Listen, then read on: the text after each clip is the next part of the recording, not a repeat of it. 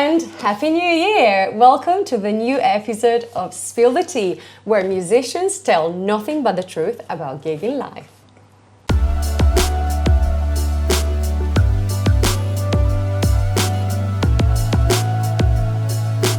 Joining me today, we have a fabulous pianist and composer.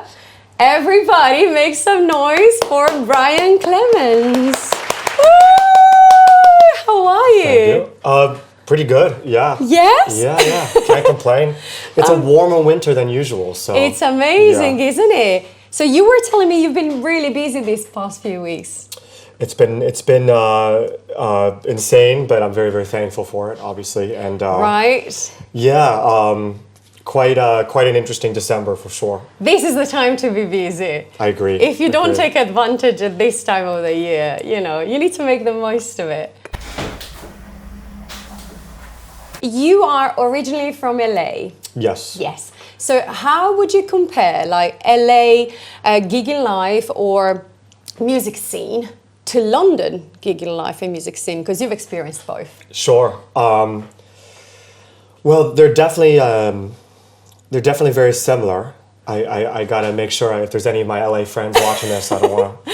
I mean, it's called Spill the Tea, so you can say whatever you want. I guess if the tea is spilled, it's not always pleasant, right? You got to clean up the tea, and you gotta spill it right. If you spill it, just spill it right. Spill it right. Well, I mean, I think there's more similarities than differences. I mean, they're both obviously huge cities with very large entertainment scene and a lot of diverse culture and sort of large entertainment centers, obviously for the States and for Europe. I would say London is, for what I do, there's a lot more going on, I'd say. Really? For jazz, yeah. And it's one of the reasons that, I sort of made the move here is I wanted a place where I could be performing, 4 or 5 nights a week. Wow.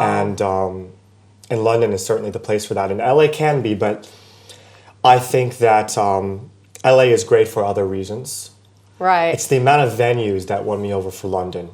When you compare the hotels, the ones that have jazz and, the fancy music and the amount of jazz venues where you can have a ticketed event to sell your own project and, jazz clubs and then the fusion type places where, I don't mean like music fusion, but the places that are sort of the hybrid of a restaurant combined with music like Bardo or Quaglinos or something like that. So that is so interesting. You see, like, as I live here, well, I'm Italian, and if I compare it to the Italian music scene, it's just like, my God, London is like a different world. It's, In Italy, you either are really good, or let's not even say really good, let's say really popular. Okay, because really good is not always the case. You either are really, really popular, so you can play, the Blue Note or, like those kind of places. But otherwise, it's not really like popular to just like go to a hotel and have like music there, So when I think about LA, never having been there, I always thought like, oh my God, it's just gonna be like buzzing. It's just gonna be, there's so much going on. So it's really interesting to know that, it's not exactly what we think, or at least for what you are doing specifically, London is helping you a lot more, which is great. It's great that you're finding yourself. Yeah, it's sort of a big, a larger thing of finding your place in the world. And I mean, LA is home for me. And to be fair, I lived in Orange County, which is an hour south. Yeah. A lot of people know it from the TV show Newport Beach exactly, and Laguna and Disneyland, of course. Oh. And so I lived there an hour south for 11 years, but I was going back and forth from there in LA, as sometimes within the same night, as they're close enough. And my family's in LA, and that was home. So I got an experience of both. So, I mean, the entire Southern California gigging scene, there's definitely places to play. And there's a lot of, some of the best musicians in the world are there. Wow. I'm so lucky to play with so many great people, and always look forward to going back. And I'm thankful I'm still able to play sometimes when I go back and do a show or whatever. it's really a thrill. Yeah, it's just like go on the plane and then do it. Yeah. Oh, that's awesome. Yeah. So what would you say is the best spot? Like the best spot, like the best thing about LA and the best thing about London? As a city, the larger picture, or specifically the music scene, and specifically live music, or I would say, yeah, kind of live music wise. Live music wise. Yeah, okay. Apart from having more venues here, is there one thing that when you were in LA, you were like, oh, I missed that though, about playing in LA? Yeah. And one thing you're grateful for about London?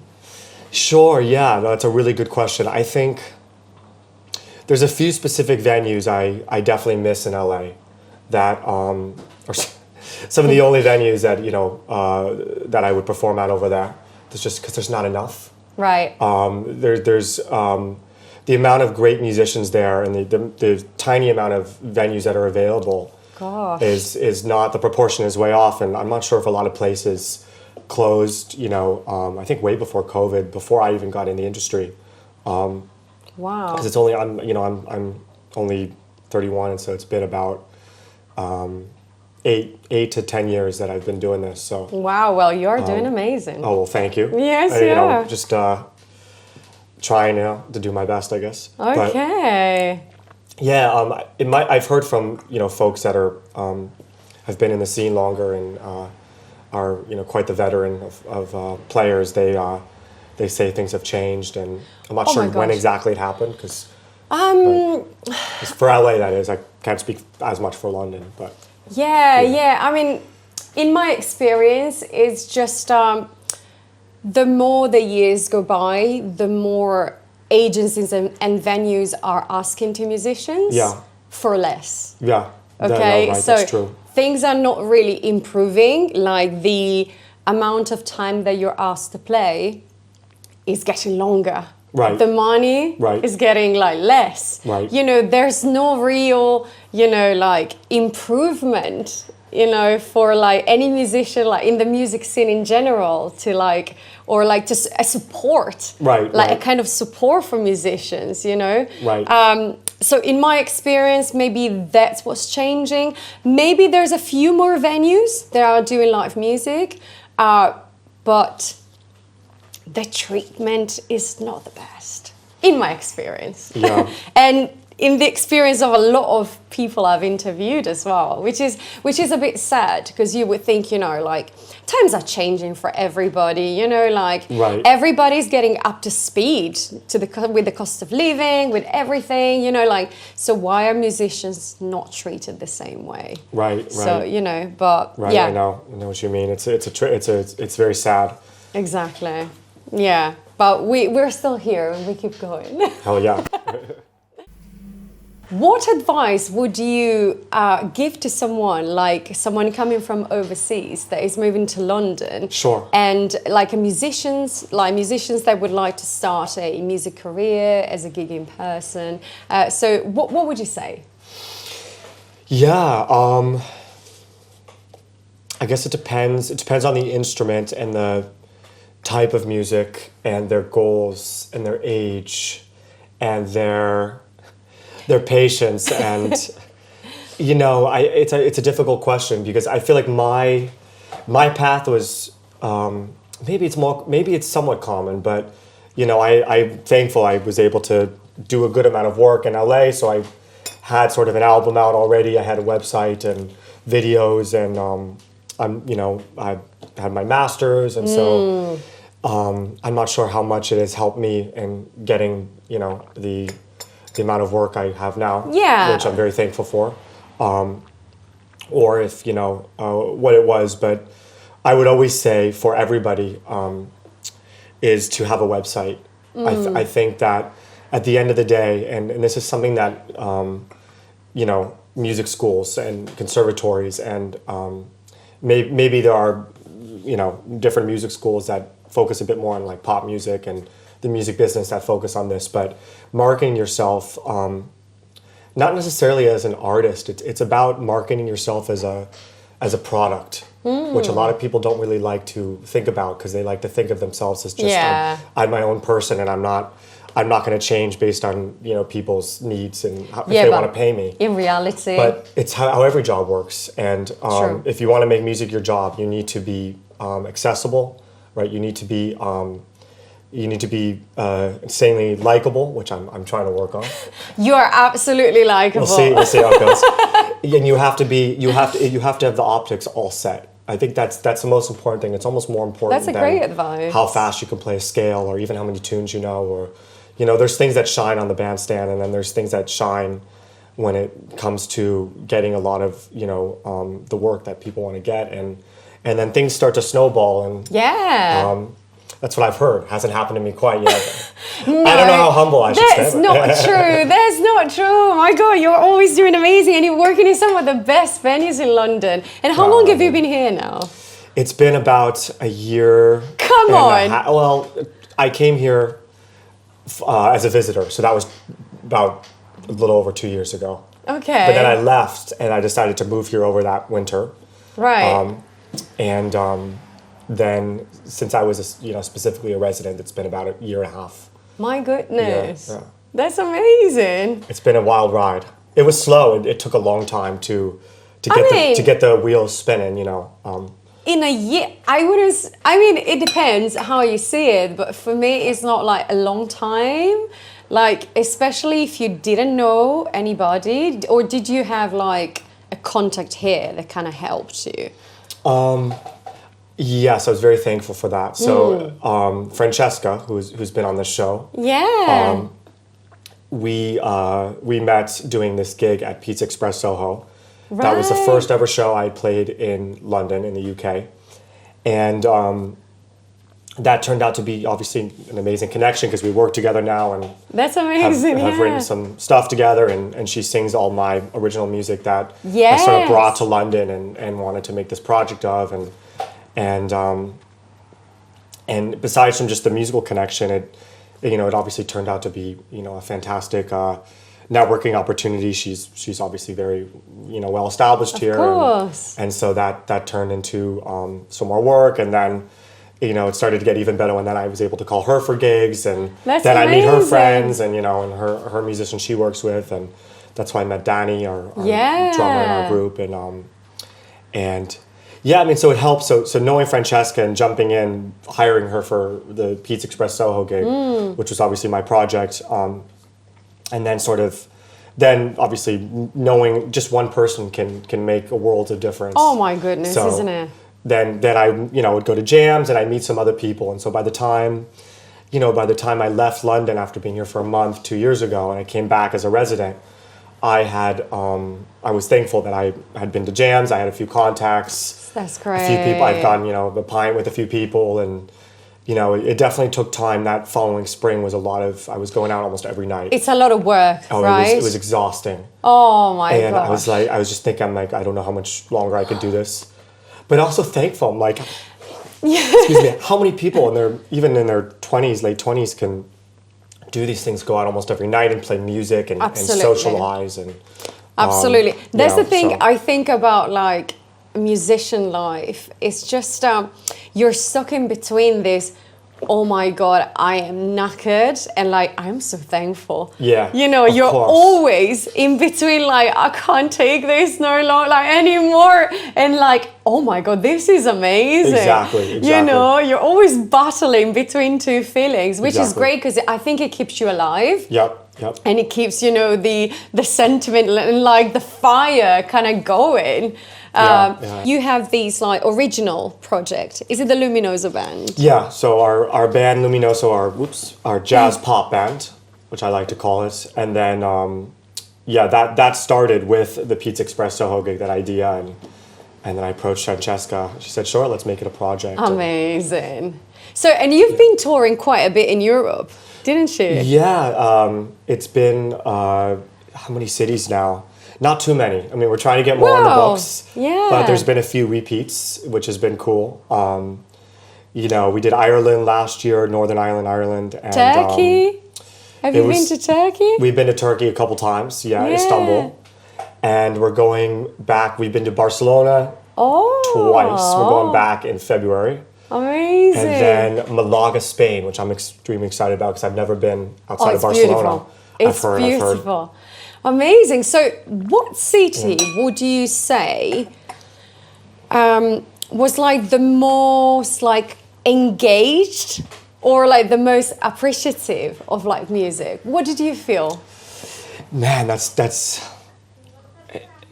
been, almost every city has been amazing. The crowd has been amazing. I mean, you know, there's a couple shows we did that might have been on like a Thursday or a Sunday versus a Friday or Saturday. So naturally you get a bit of a quieter crowd, but I mean, Jam Marie in Barcelona is incredible, and Nardis Jazz Club is incredible in Turkey. All the other ones have been great too. Hampstead Jazz Club here, always a warm audience. I could say the one that surprised me the most was actually a gig. This was without, who did I do this gig with? This was with a fantastic singer based in the Netherlands, and I had known her from, we did a very casual gig in Amsterdam the year before when I was visiting, and that was my first ever gig in Europe, and it was like a 3-hour very casual thing at a coffee shop, and it was like a remarkable achievement for me. I'm like, I'm playing in Europe. Oh, that's amazing. I can't amazing. believe it. And playing in Amsterdam, this like incredible city that, you know, a lot of people don't even get to see, you know, and I'm here, I'm performing. I'm like, God. Of course. So a year after that, roughly, we did another show in, I was visiting my dad who was in Amsterdam, and I was able to set up the show in a city called Leiden, which is sort of a smaller city. I believe it's a university city, if I'm not wrong. Right. Very picturesque. You know, if anyone's going to Amsterdam, I recommend going. It's a lot less touristy and quaint with all the canals and all the same thing. Yeah. And there's a really amazing, I don't know if it's considered a bar or a coffee shop, maybe both. Coffee shop, not as in, maybe they have that too. Dooby-dooby-doo. Yeah. Do-do-do-do-do-do. But like a proper, like, you know, you get a pint there, or you get in the morning, you get a coffee or whatever. The reason why this one, I mean, stuck out like crazy is this was such a small place, but it was a Sunday at like 3 p.m. or something in the middle of September. So tourist season already was sort of over. And it was just all of these local, I don't know, Leideners, whatever the city's called Leiden. And it felt like the entire neighborhood was packed into that place just on a Sunday.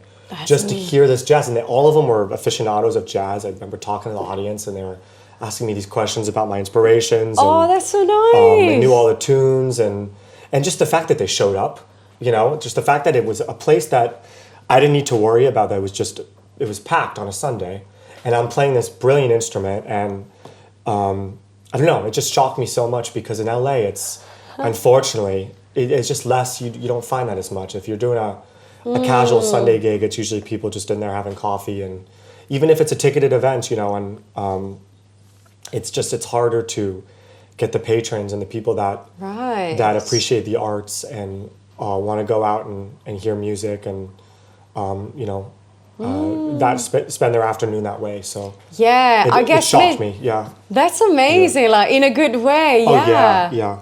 Wow, such a lovely memory, and also like, especially when you are bringing to the table something that is personal, like it's your project. Right. So you're not doing just, you know, covers. Even when you're doing covers, great. When someone approaches you and tells you, you know, that was great, or even like, how did you come up with this? Even just the interest in wanting to talk to you and share that they enjoyed it. Right. I love it. Like, it just like, people don't understand how much like difference like that makes for us. Right. Because we are on a stage, happy to share, like kind of exposed, because, you know, you're kind of like, you know, it's not that easy. And to like having someone coming over and telling you, man, wow, I really enjoy that. Yeah. Like, it just makes all the difference. And you go home and you're like, wow. It's huge. It's you never forget, you know, the certain gigs, you know, sometimes just one person saying a certain thing. You know, a lot of people, oh, thank you, you know, great music, but they'll make a certain comment that is extra meaningful in some way. And so, oh, that is amazing. Yeah. You know, as a singer, I feel like, because sometimes, you know, like, well, I'm in the front, okay? So I feel like it's probably not easier for a singer to get gigs, you know, like, but I am given a gig and then I need to find my musicians, right? So how easy or how hard is it for a pianist to find gigs? To find gigs, yeah, I mean, it's not easy, but once it gets started, it's sort of it gets easier. I guess that's the way to say it, and I guess that's true with all things. As you get older and you network, and flowers start to bloom, or seeds that you planted start to bloom and whatever, and then things compound and snowball and all that. But no, I mean, it wasn't easy. It took a good amount of time here in London to fill up the schedule with something akin to a good work week and being productive and also doing the type of work I would want, and obviously I'm still there, I'm still working on finding the gigs I want and filling up the week as much as I can, and of course, and but it's I would say it's mildly difficult, challenging is the best to answer the question, like with a simple phrase or word. Okay. And do you ever get frustrated about gigging and having to as you say, fill up your schedule? Because sometimes we have bills to pay and we have a life to live, right? So do you ever feel the struggle? Do you ever get proper frustrated, or even think what am I doing?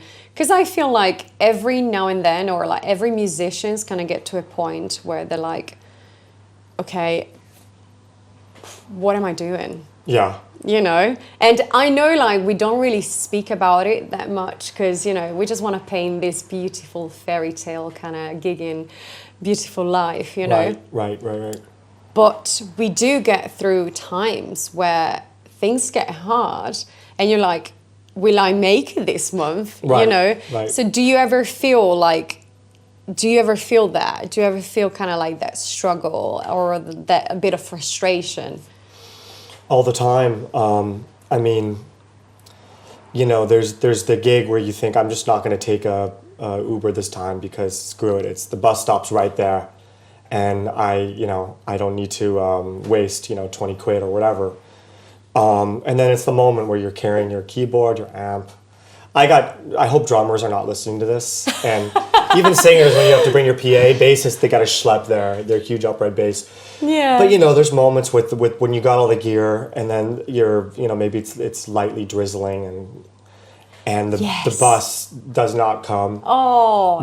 Or whatever it is, or it's a damn bus ride where you think it's going to their destination, and then you get the announcement that their bus is going to stop there, and there's never an explanation, and now all of a sudden you got to find another bus, and you got all this the stuff to schlep, and you're okay, how much do I even enjoy? How much do I want to do this gig? And True. Maybe I should have just taken a taxi or whatever. And it's sometimes it's just the long evenings. It's a Saturday nights where a year ago I'm doing these gigs that I looked at. I saw the people doing them, and I thought, my God, I'd love to play there, and look at the crowd, and look at the how fancy the venue is, and the people I could play with, and it was like a dream. And then some of those nights you're at a place like that, and it's 11:30, and you're just man, it's a Saturday night. I kind of wish I had a normal social life where this was the night I was out and I was working Monday through Friday, 9 to 5. Yes. But then come on, if I was doing that, sitting behind a desk, I might miss this a lot. So. Oh man. So I totally get it. Oh my gosh, that's the having to kind of deal with the weather forecast as well as a musician. As you said, the summer's the worst, actually. Yeah. I think it's the worst. I think really? It's worse than the winter for gigging. Oh. Not for the amount of work that's out there, but as far as the sweating on the tube. Oh gosh. Especially when you got to schlep gear. Oh man, and even without it, you when you show up to your gig already sweaty, it's just, Oh, and then you got a 4-hour, it's like black tie, and you're like, right, black tie, 4-hour gig at a fancy hotel. oh my god. Not complaining, very thankful for the opportunity. Yes. Just those damn tubes don't have AC. No. And you're walking, and it's a London heat wave, and even when it's like 28, which is not that hot in most places. Oh no, the tube is unbearable. There's no AC. You get on the tube, you get on the sauna Victoria line or whatever it is. And Central line? Central line's awful, yeah. Oh my god, man. Honestly, sometimes if I have the time, like I would take a longer journey. And not sit in a steam room for an hour. Oh, Yeah. I can't. I know, Especially I'm so with you. when it stops in the tunnel. I am losing it. Yeah. I am losing it. Oh Yeah. my gosh. It's awful. No, you are right, actually. Yes. That's why the winter, I don't mind being a little cold. Well, or very a bit cold, of wet. Like a bit of wet, you can always put on more things. That's true. But showing up to a gig sweaty is like one of the worst feelings in the world, I think. What would you say then to people that are not musicians? Like normal people. Yeah. Like what would you say Normal is the people. one thing that they don't understand about gigging?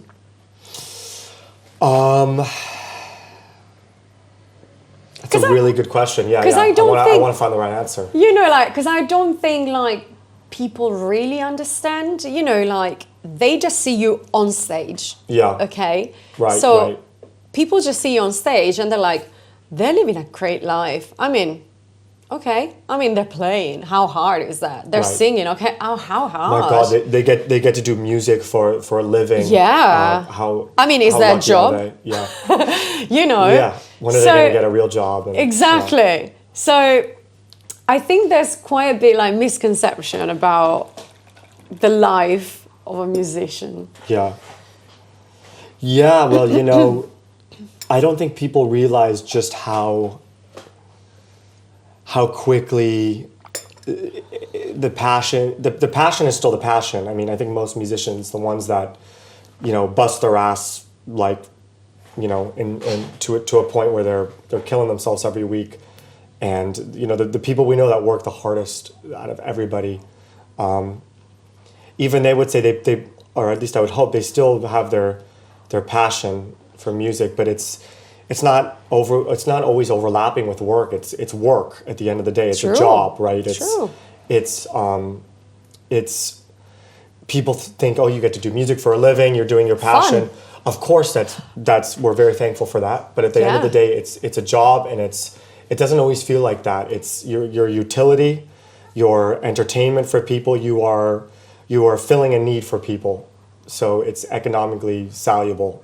Wow, so true. And that's what a job is, right? And you know, those of us that can play the kind of music we want and do the types of gigs we want, obviously we're very lucky.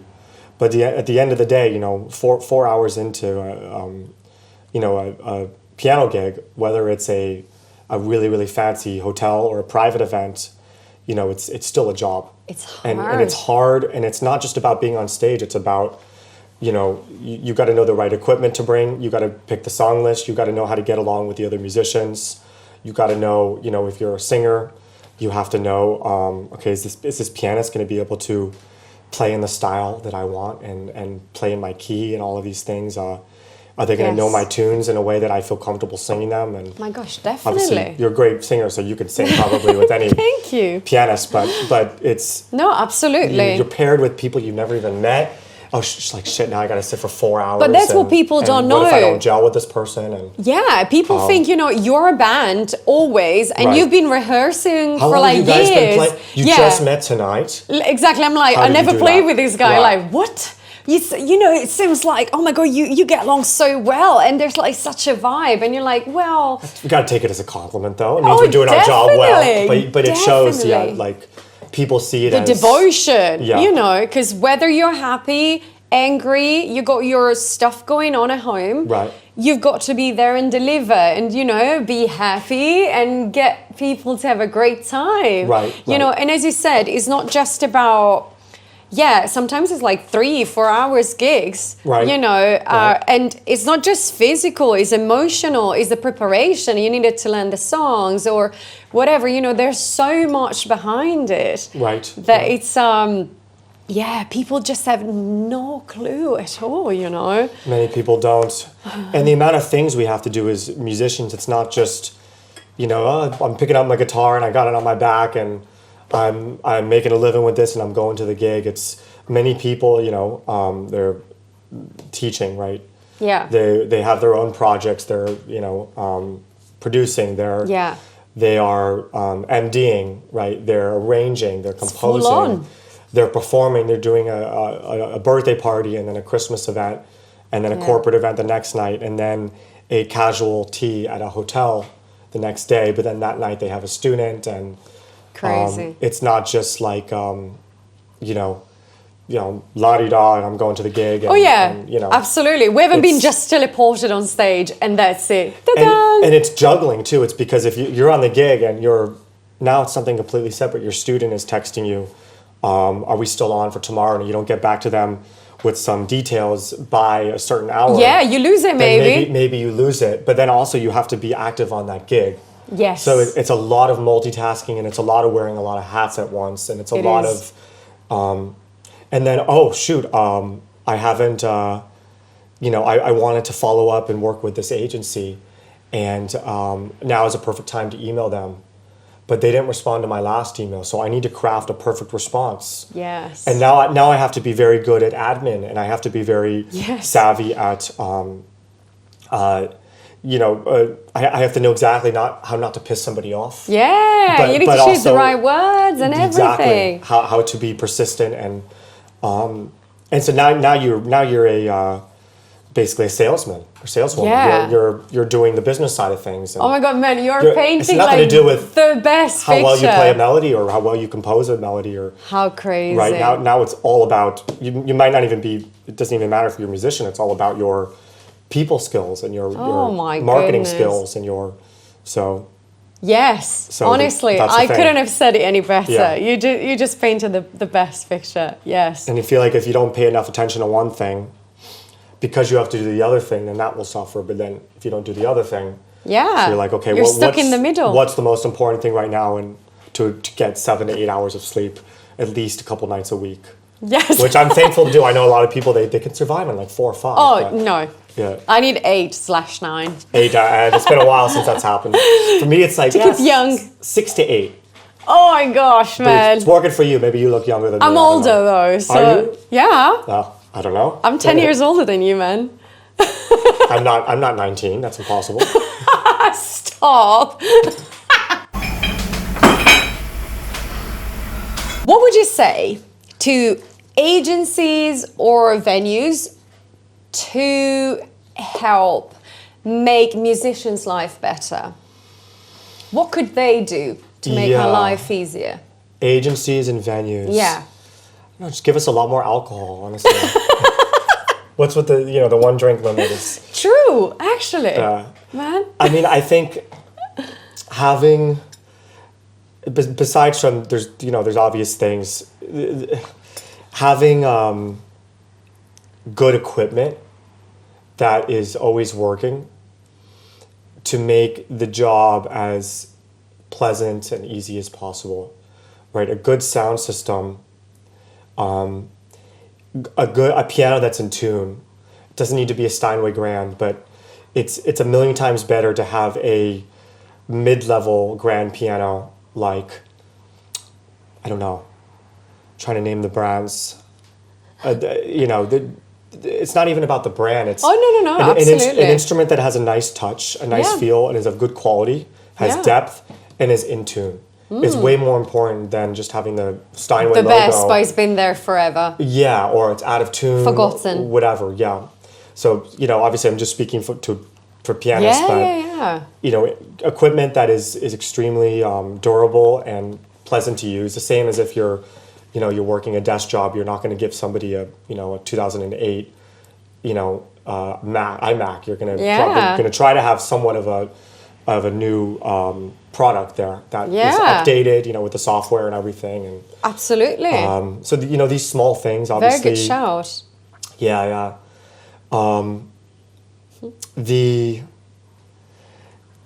I think paying a little bit more respect towards musicians when it comes to contact.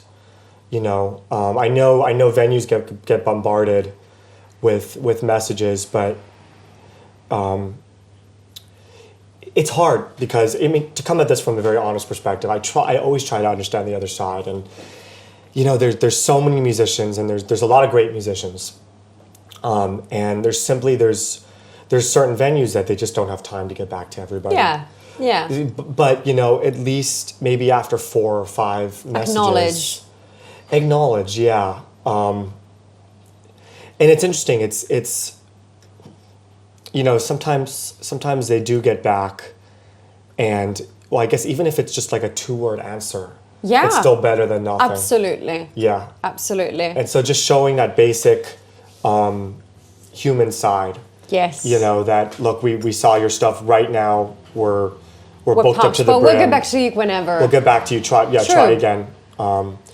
Or if they look at the music and they see, this band, who is this? Like, we don't like this style. We're more of we like modern jazz, and they're doing older jazz, or we're actually more leaning towards country and blues, and these guys are doing jazz fusion. Look, this is not the right style. Honestly, how long does it take? If you're a pizza chef to type applying a message to a Thai restaurant, you're not going to, it's maybe not the right fit. So no, definitely. Type it out, say it. It takes 5 minutes. It takes 5 minutes. Honestly. Our last question. What do you think is the right fee? So not what you're getting. What do you think would be the right fee for a 40 minutes in London in a venue? Okay, the right fee. Yeah. Is this a private event? Is this a hotel? No, like is this a restaurant? Like hotel, restaurant. It's a proper gig. Yeah. A nice place with a piano. Yeah. And you're dressed up, and you're giving the audience a magical experience with your definitely. Okay. Always.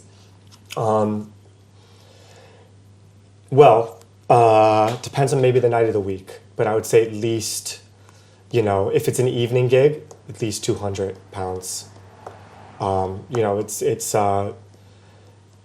It's your evening, time is extremely valuable. This is our life and the nights we could be out with friends, and also how we make a living. And if it's a daytime, if it's a Wednesday afternoon for a 3-hour hit, 160, 170, fine. Okay. But at least 200 for an evening. If it's a weekend, 250.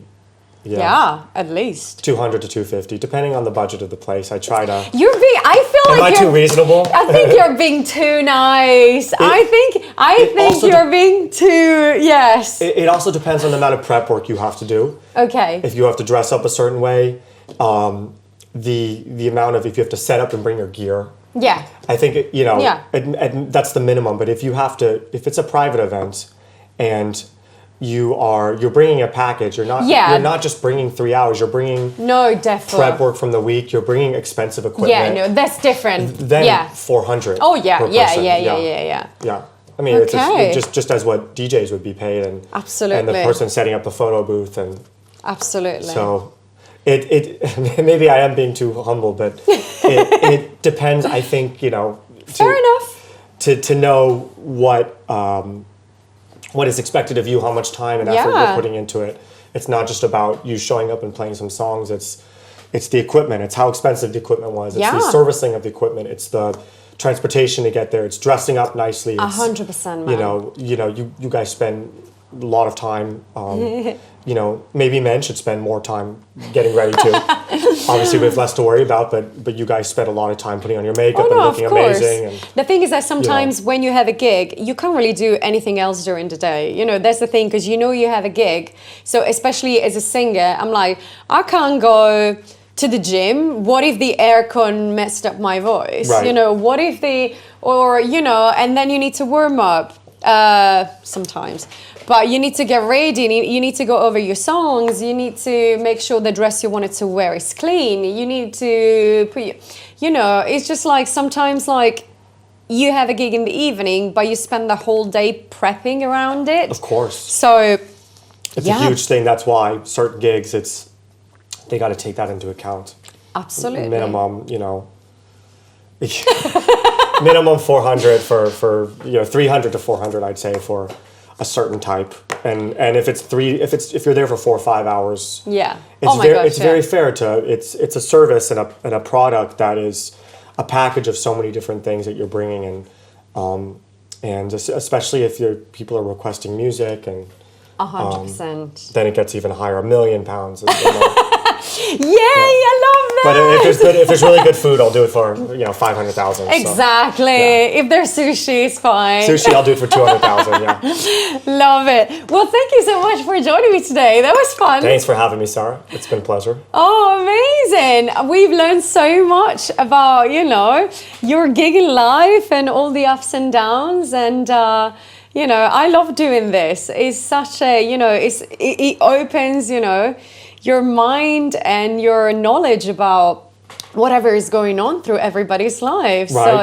It's great to, not compare, but like, it's really helpful to know what's going on. And, sometimes I feel something and I'm like, it's not just me, we all go through this. So I hope these helps at home or to anybody that's watching or listening as well. Thank you for sharing. Thanks everybody for watching. Thanks, Sarah. All right. Well, we'll see you next time. Bye. Bye.